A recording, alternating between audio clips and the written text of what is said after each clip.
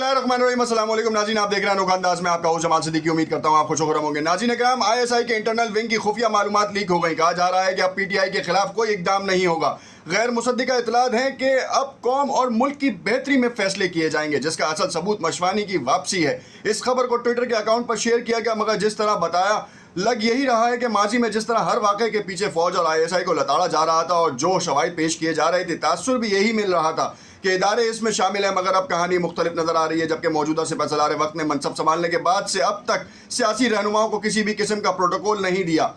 और इदारे के बयानिए को ही अपनाया। माजी के आर्मी चीफ की तरह सियासी खिलाड़ियों को सुहाने सपने नहीं दिखाए। अब इस वक्त इमरान खान ने सड़कों पर आने की तलकीन कर दी है, तैयारियां शुरू करने का इशारा दे दिया है और अदलिया पर हमला आवर होने वाले अफराद और सियासी भीगी बिल्लियों को भी पैगाम दे दिया है कि अब अगर कोई हरकत हुई तो पीटीआई का हर कारकुन सीसा पिलाई दीवार बनकर सामने आएगा। मामला इस वक्त इंतहाई गंभीर सूरत हाल है। रोज़ बरोज़ जो है वो ताकत के नशे में चूर अफराद जो हैं वो पीटीआई इमरान खान के ख़िलाफ़ कोई ना कोई इक़दामात करने की कोशिशों में मसरूफ़ अमल है। एक तरफ पीडीएम का इजलास हुआ, उस इजलास में अदलिया के ऊपर हमला आवर होने की कोशिश की गई, प्रेशर में लेने की कोशिश की गई बेसिकली, क्योंकि प्रेशर में लेने के बाद अपने मफाद के जो फैसले हैं उनसे मुतवक्का जो करवा सकते हैं वो करवाए जाएंगे। इस वक्त जो है जस्टिस उमर अता बंदलियाल के ऊपर जो है वो तलवार लटक रही है इस्तीफ़े की। इतना प्रेशराइज़ किया जा रहा है कि वो खुद जो है वो इस्तीफ़ा दे के घर चले जाएं और जस्टिस काजी फ़ाइज़ ईसा को जो है मनसब संभालने की दावत दी जाए। मगर यहाँ पर बताता चलूँ कि इस वक्त की सबसे बड़ी ब्रेकिंग न्यूज़ ये है कि जस्टिस काजी फ़ाइज़ ईसा के भी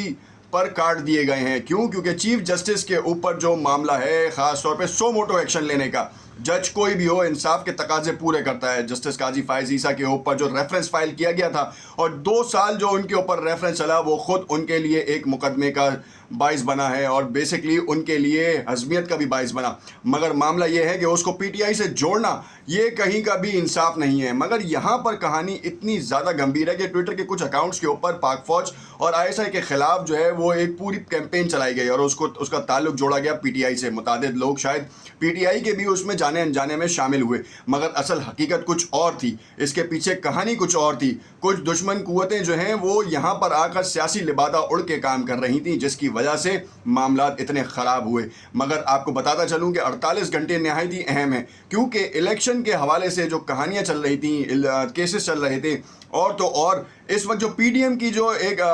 जॉइंट वेंचर मीटिंग हुई है, उसमें जो मामलात सामने आए हैं वो बड़े ही अहम हैं। उसके हवाले से आपको तफसीलात आपके साथ शेयर करें, उससे पहले आपसे नाज़रीन इल्तमास करते हैं कि अगर आपने चैनल को लाइक एंड सब्सक्राइब नहीं किया तो उसे लाइक एंड सब्सक्राइब करें ताकि आने वाली तमाम वीडियोज़ के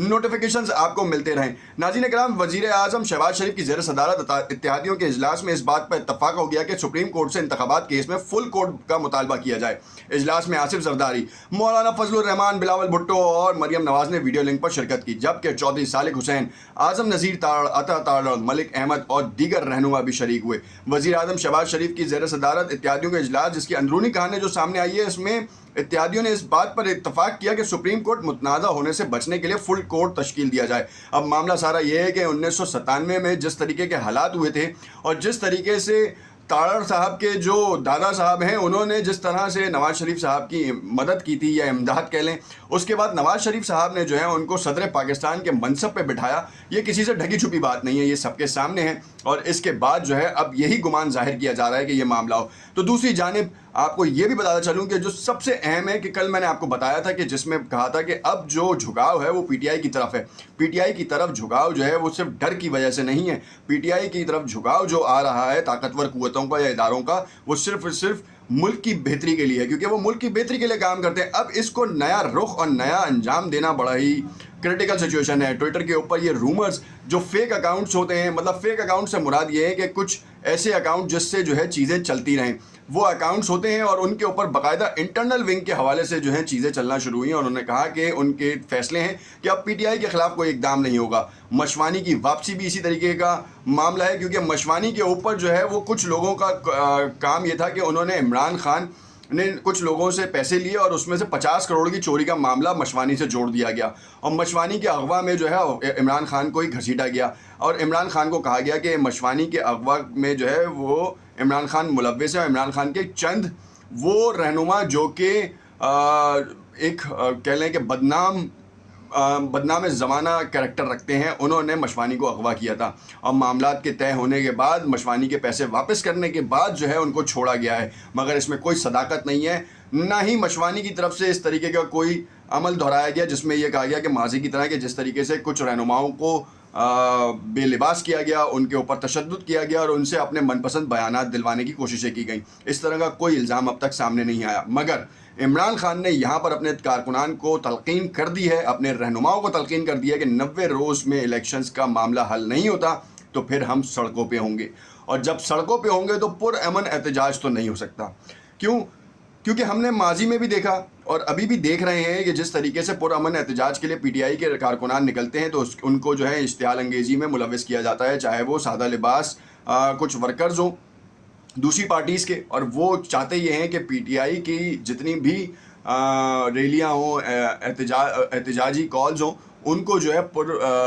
تشدد بنایا جائے، اور اس کے حوالے سے ہم نے بہت سارے باقاعدہ فیکٹس اینڈ فگرز بھی دیکھے۔ مین اسٹریم میڈیا اس بارے میں آپ کے ساتھ بات نہیں کرے گا، مین اسٹریم میڈیا کی کچھ پرائرٹیز چینج ہیں، وہ کسی اور ذمے میں چل رہے ہیں، مگر گاہے بگائے وہ عمران خان پورے مین اسٹریم میڈیا کا جو ہے نا وہ ایک کہہ لیں کی ورڈ بنا ہوا ہے عمران خان کے خلاف یا عمران خان کے حق میں، کہیں نہ کہیں وہ بات چیت ہے۔ ٹاک شوز میں آپ دیکھ لیں، ٹاک شوز میں باقاعدہ چیزیں چلی اسی لیے رہی ہیں کہ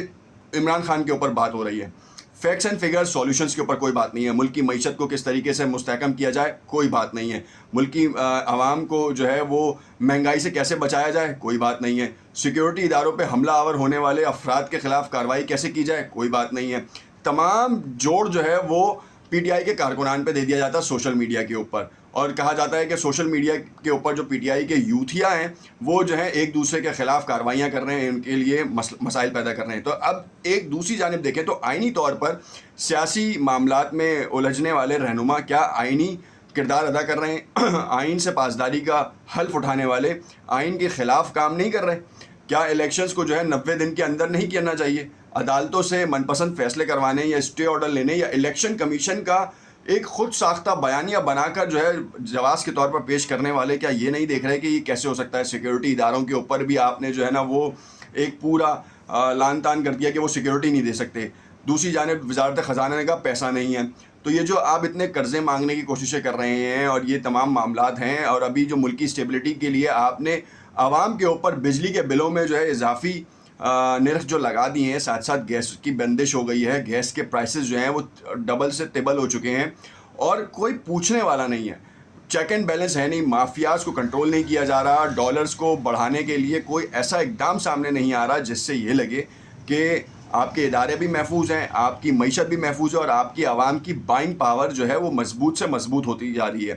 دوسری جانب یہ بھی دیکھا جا رہا ہے کہ ملک کی معیشت میں الیکشن کتنے ضروری ہیں، دوست ممالک تک جو ہے رول اوور کے لیے پیسے صرف جو آپ کو دیے ہوئے تھے وہی دے رہے ہیں، اس کے علاوہ کوئی آپ کی امداد نہیں کر رہے۔ آپ کو جون میں جو 7 ارب ڈالرز واپس کرنے ہیں وہ کیسے کریں گے؟ آپ کے تو ذخائر ہی نہیں ہیں اور نہ آنے کی امید ہے۔ اوورسیز پاکستانیوں کا معاملہ ہر بار ہم نے آپ کو بتایا مگر نہیں ہوا۔ نیکسٹ ویڈیو میں آپ کو بتائیں گے کہ اوورسیز پاکستانیوں کی کہانی تھی کیا، کیسے حل ہونی تھی، یہ ساری چیزیں خطرناک ہو گئی ہیں۔ پی ڈی ایم اس وقت دوبارہ ایک نئے بیانیے کے ساتھ شامل ہو رہی ہے کیونکہ پی ڈی ایم کی متعدد جماعتیں جو ہیں وہ احتجاجاً الگ ہونے کی دھمکی دے چکی ہیں۔ اندرونی بڑی بریکنگ نیوز یہ ہے سب سے زیادہ۔ نیکسٹ ویڈیو میں آپ کو کچھ نئی اپڈیٹس کے ساتھ حاضر ہوں گے آپ کے لیے۔ شکریہ۔